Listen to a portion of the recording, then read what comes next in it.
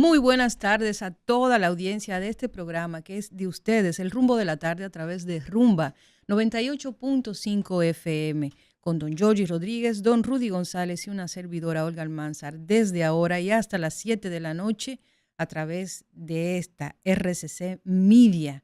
Hoy tenemos papa, habemos papa.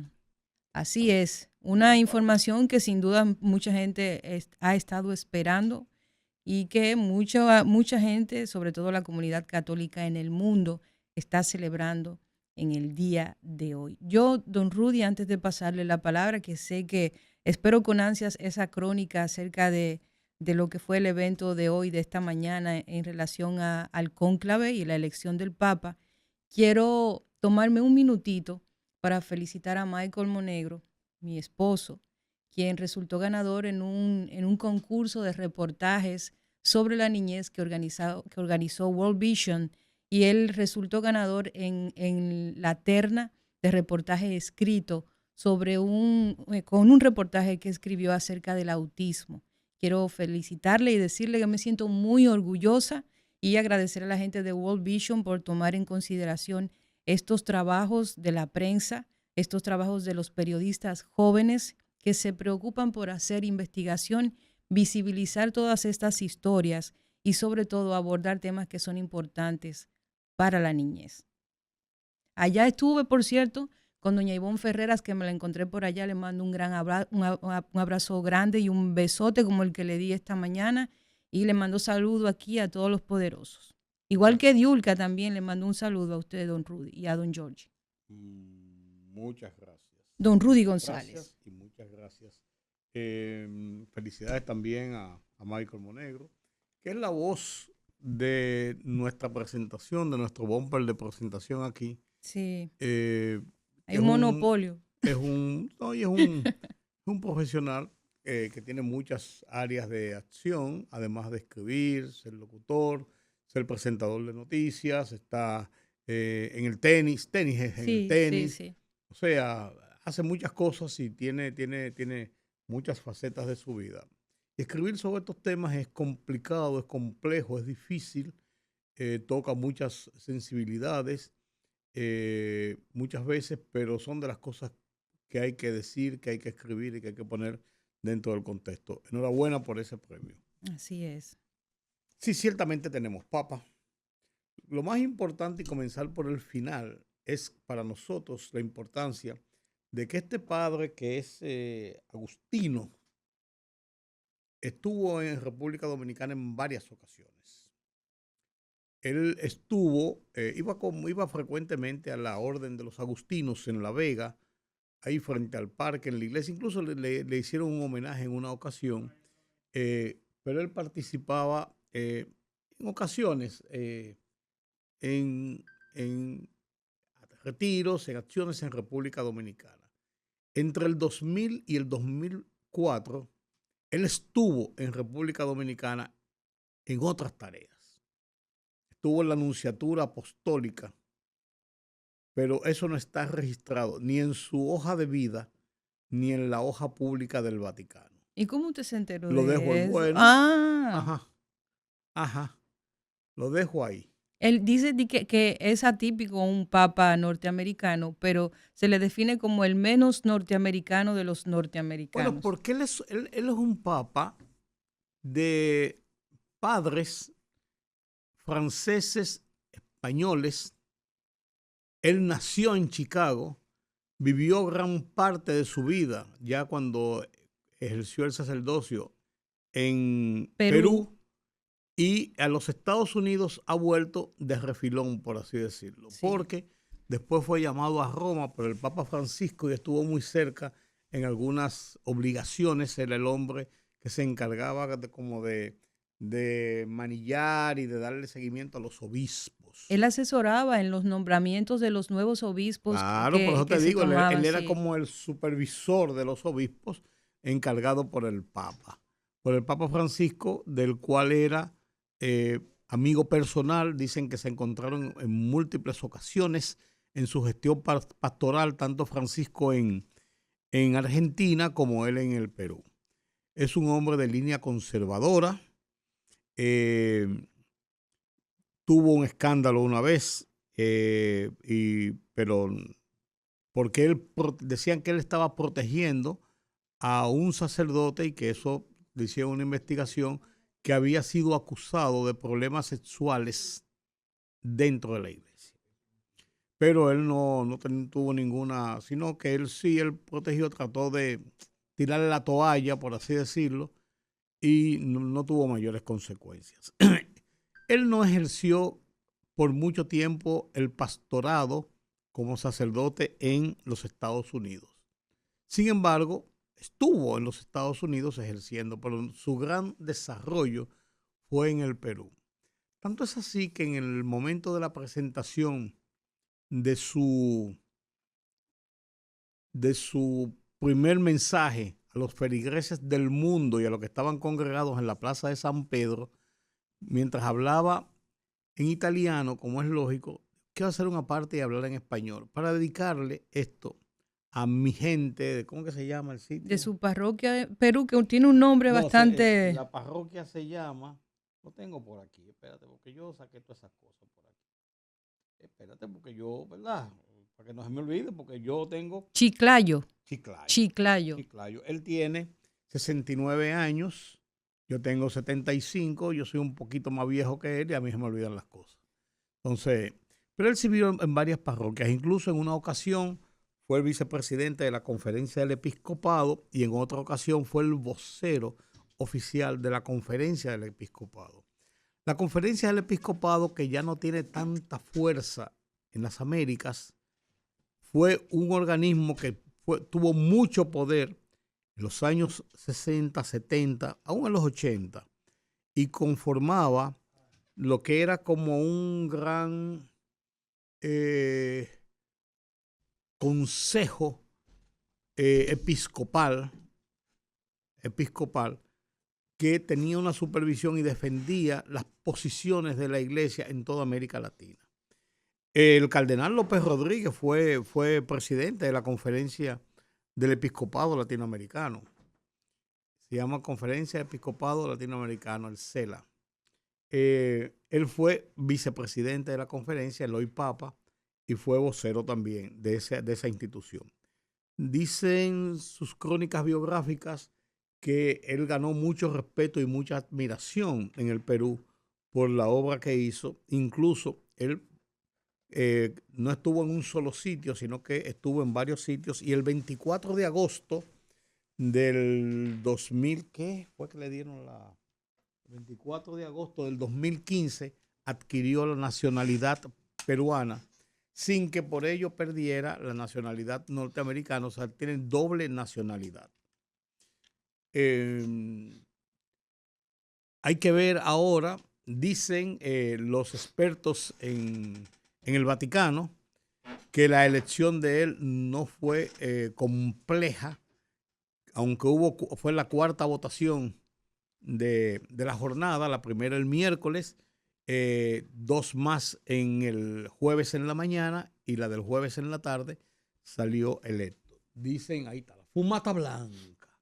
Dicen que no fue tan compleja, pero que era casi imposible que en la primera votación se obtuvieran las 2/3 partes, salvo que fuera por algunas razones como que el Papa anterior dejara un expreso deseo de que fulano de tal le sucediera, lo que no ocurre, pero esa podría ser una posibilidad y en honor al Papa que sale, generalmente por muerte, se le podría hacer ese homenaje. Decían también que en el caso de que hubiera una línea, fuera política o fuera conceptual de la iglesia definida y que uno de los cardenales tuviera una línea en ese sentido, pudiera ser fácil hacer la elección. En este caso, eran representantes de 70 países, era un poquito más complejo, se hablaba de algunas normas, ninguno de los grandes favoritos resultó ser el favorito final, porque se hablaba se nombraron, había 8 papables que se tipificaron inicialmente y después eso se concentraba en 3 o 4. Pero resultó el padre Prevost como el nuevo Papa. En su paso por República Dominicana, mucha gente lo recuerda. He visto ya muchas fotografías están llegando de cuando él estuvo varias veces en La Vega, no fue una sola vez que estuvo en La Vega, porque ahí están los de la orden a la que él pertenece, que son los agustinos, y entonces ahí está ahí como la sede principal, y él iba frecuentemente al colegio de los agustinos a La Vega. Ya vuelvo y digo, se está investigando o estamos tras la pista de saber a qué vino él a la Nunciatura Apostólica y estuvo un tiempo entre el 2000 y el 2004. Segunda parte de la historia después de los comerciales. Nació 14 de septiembre de 1955 en Chicago, Illinois. O sea, cumple 70 en septiembre. En una familia de raíces italianas, francesas y españolas. Ingresó al noviciado de la Orden de San Agustín en 1977, profesando sus votos solemnes en 1981. Obtuvo una licenciatura en Ciencias Matemáticas en la Universidad de Villanova y una maestría en Divinidad en la Catholic Technology Union de Chicago. Posteriormente completó estudios de Derecho Canónico en la Universidad Pontificia Santo Tomás de Aquino Angelicum en Roma, donde obtuvo el doctorado magna cum laude en el año 1987.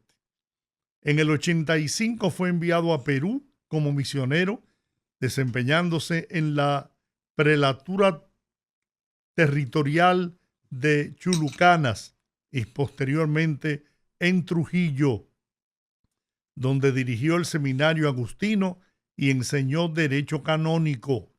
Su labor pastoral y educativa en Perú fue significativa y en el 2015 adquirió la ciudadanía peruana.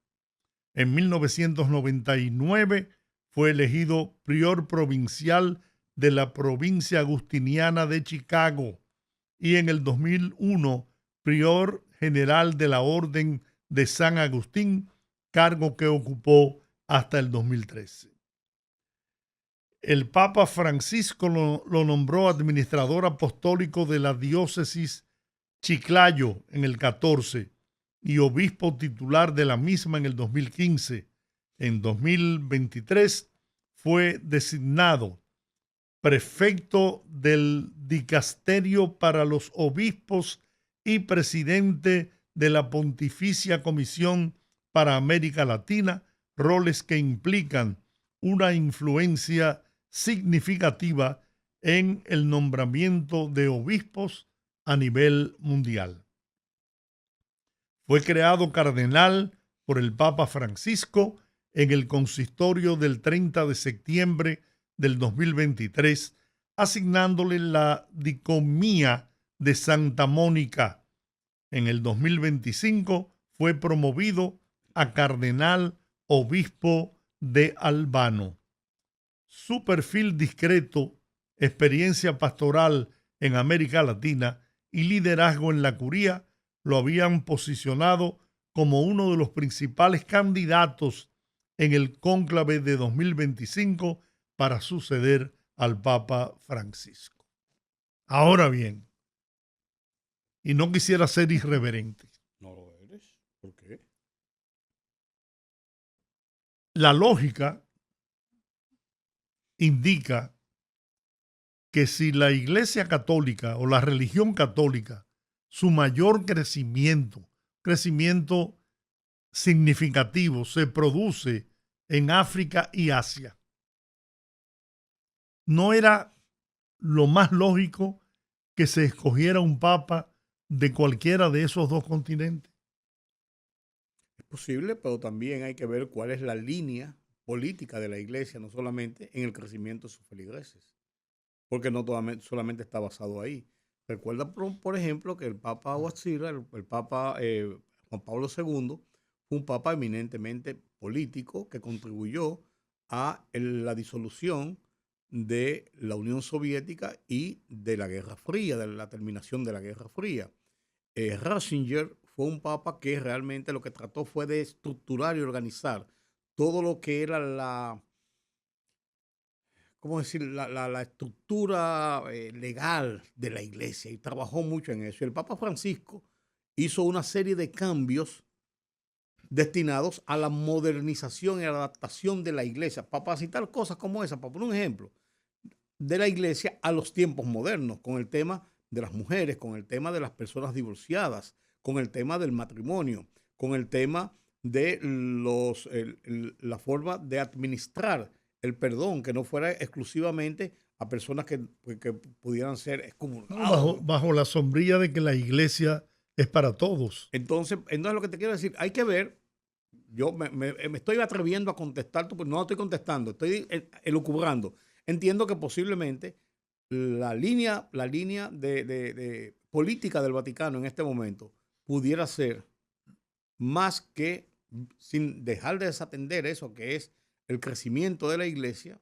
Yo estoy totalmente de acuerdo con la lógica que tú planteas. El crecimiento de la iglesia podría ser también otras políticas de la iglesia, pero también recuerda que América Latina, y este Papa va a tener mucha incidencia en las Américas, ha ido perdiendo muchos de los fieles del catolicismo que se han adherido, siguen siendo cristianos, pero se han adherido a otras iglesias corrientes, protestantes y a otras corrientes religiosas. Entonces también podría... No habrá, según especulan algunos, influido aquel mensaje del presidente Donald Trump que dijo que le gustaría que un norteamericano fuera escogido como papa, y llegó incluso a publicar en su... al cardenal de Nueva York. Pero... No, y él salió, circuló una fotografía de él. Que fue un irrespeto. Para mí eso fue vestido de papa. Un respeto que no tenía ningún sentido. Eso es. Donald Trump. Miren, poderosos. No, papá, y yo termino ahí. Tú tienes un punto interesante, importante. Pero yo recuerdo, porque he leído mucho sobre la iglesia, el significado del Vaticano, de Roma, del Papa, frente a los problemas mundiales. Fíjate que una de las cosas que habló en su primer discurso fue a mano rápida. Su primer discurso. La iglesia está para tender puentes en un momento donde se está tratando de buscar acuerdos, conciliaciones, cese al fuego, con muchas guerras que están en el ambiente y que se están promoviendo. El caso de India y Pakistán ahora por el tema de Cachemira. El caso de Rusia y Ucrania, que amenazó con toda Europa. El caso de Medio Oriente. O sea, quizás podría ser un papa que va a interactuar mucho en esa parte de servir. Puede quizás ser un mejor interlocutor con el presidente de los Estados Unidos. Podría ser, y con esos conflictos, ser una persona mediadora, ser una persona que abra las puertas y decir, vengan aquí, vamos a sentarnos aquí a conversar. Por eso yo creo que no escapa el aspecto político en la escogencia de... No, es lo que te digo. Y fíjate, ¿dónde se da? Fíjate, hay símbolos. ¿Dónde se da el encuentro de Donald Trump y Zelensky? De una manera pública, lo hacen público y se toma la foto pública sentado en el Vaticano, precisamente en la Catedral de San Pedro, en el momento de la muerte del Papa Francisco. Eso tenía un símbolo, eso no puede verse como que nos encontramos aquí y vamos hablando cosas. No, y que coge esa silla ahí. No, lo sentaron a los dos en un sitio, se tomó la fotografía y se habló y se ven los dos conversando de una forma que no es rompiendo aquel mal momento que pasaron en la Casa Blanca. O sea, hay que ver esos símbolos quizás. Pienso ahí quizás hay un simbolismo político en esto. Yo no tengo dudas el Vaticano es el representante de una iglesia en el mundo, estado, pero es un estado, hay que recordar esa parte. Miren, yo lo visualizo y ahí es algo completamente analizando la situación. Yo te diré una cosa así rapidito. El Vaticano es el estado más pequeño. Pero si tú te pones a ver el número de adeptos que tiene, es tan grande como China. Claro. O sea, él es tan grande como Xi Jinping, son 1.400 de fieles Claro que sí. Y la China tiene 1.500 millones.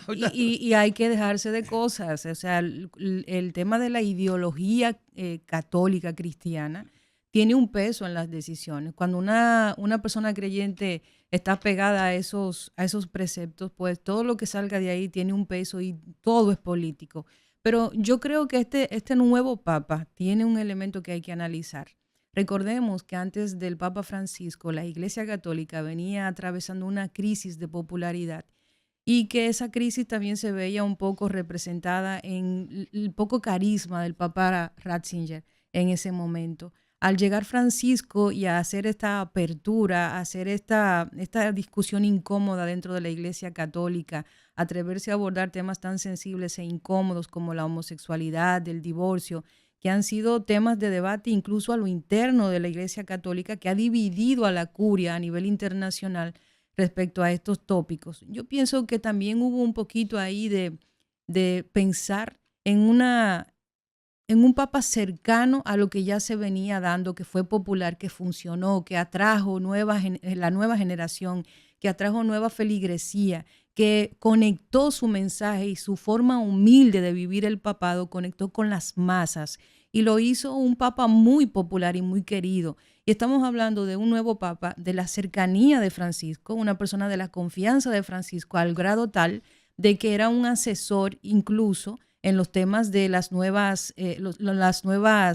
nuevos obispos que se elegían. Entonces yo creo que tal vez el hecho de que también se le identifica como un papa conciliador, que prefiere la discusión, el diálogo, se le identifica como un papa humilde, que está lejos de los protagonismos, es un papa que también tiene profundas raíces en los pueblos de habla hispana en América Latina. Creo que todos esos elementos jugaron a favor. Una persona que tiene cierto parecido con el Papa Francisco, y creo que la Iglesia está consciente de que se necesita un Papa así para conectar con la masa que es tan particular en este momento. Y yo creo que Francisco pudo llegar a esa cantidad de jóvenes que habitualmente ya veían en la Iglesia Católica una institución desfasada y que no les representaba. Entonces creo que tal vez por ahí pudo haber tenido un punto ese elemento dentro de la elección del Papa,